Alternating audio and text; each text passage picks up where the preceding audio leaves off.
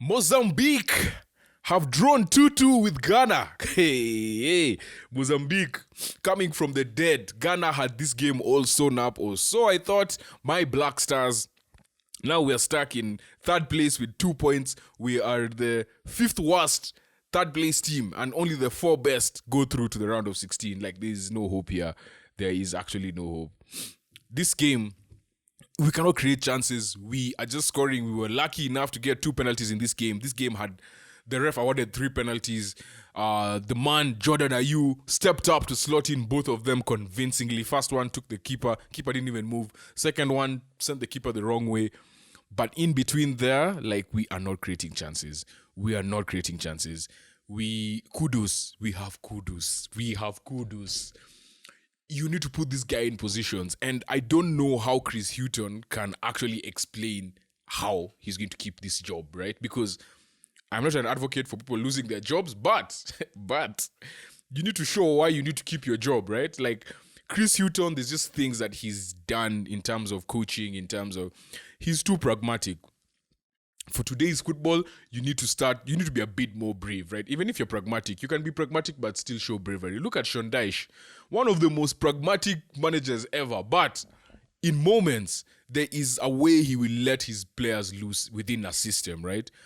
These guys are not let loose at all. Like, it's just like that 2002 football where it's like, we just have our back four stay as a four. And it's so predictable. It's so predictable, like, there is no movement.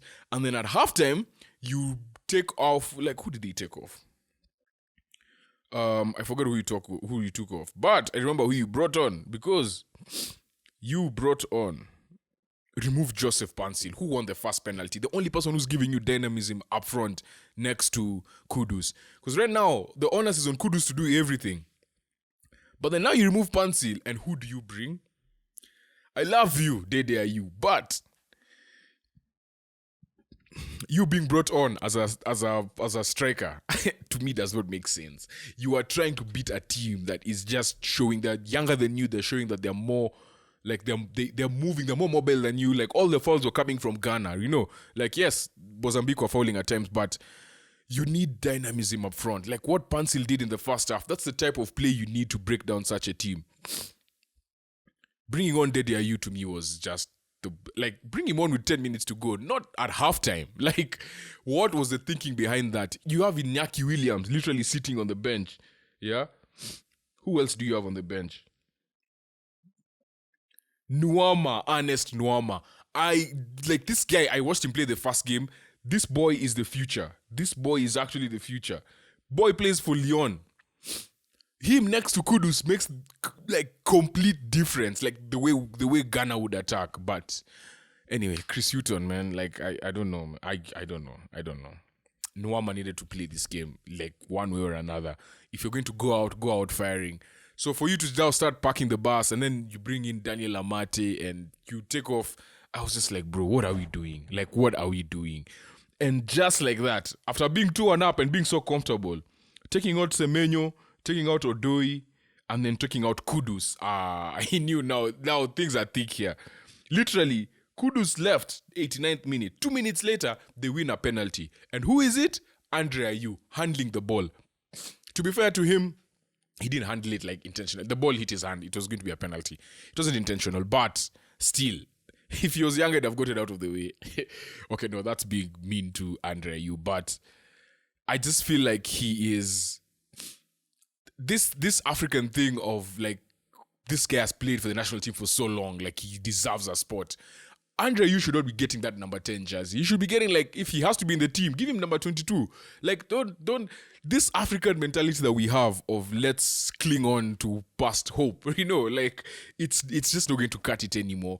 People are getting younger, they're getting smarter, they're getting fitter. Even Andre Ayew, when he was like at his peak, he was never a false nine.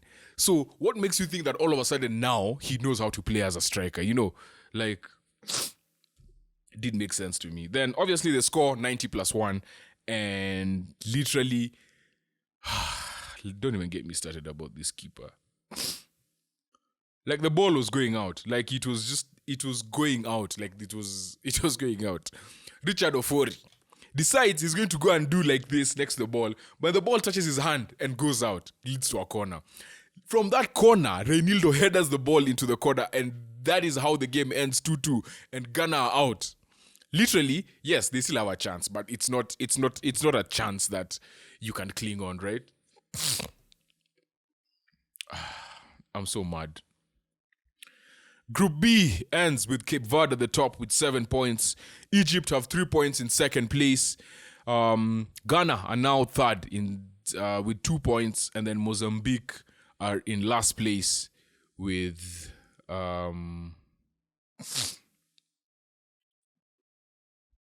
Mozambique are in last place with 2 points.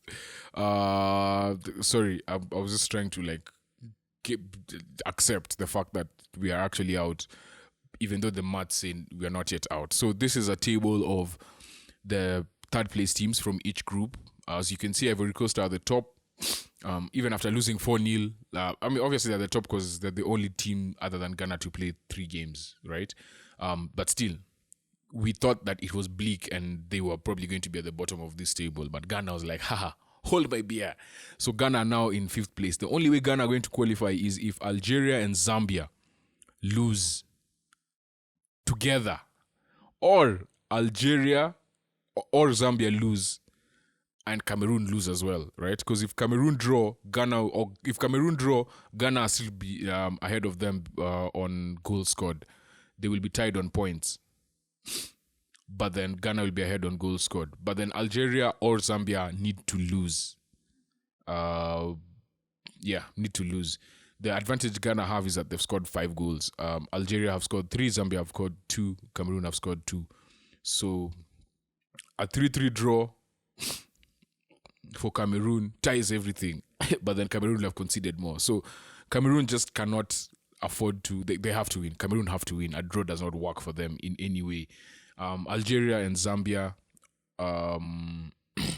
either one of them or both of them to lose for Ghana to have a chance. But yeah, that's all just depending on others. This thing should have been sewn up. This game should have been done with. But then, yeah, we're still clinging on to past heroes, past glories, past hopes.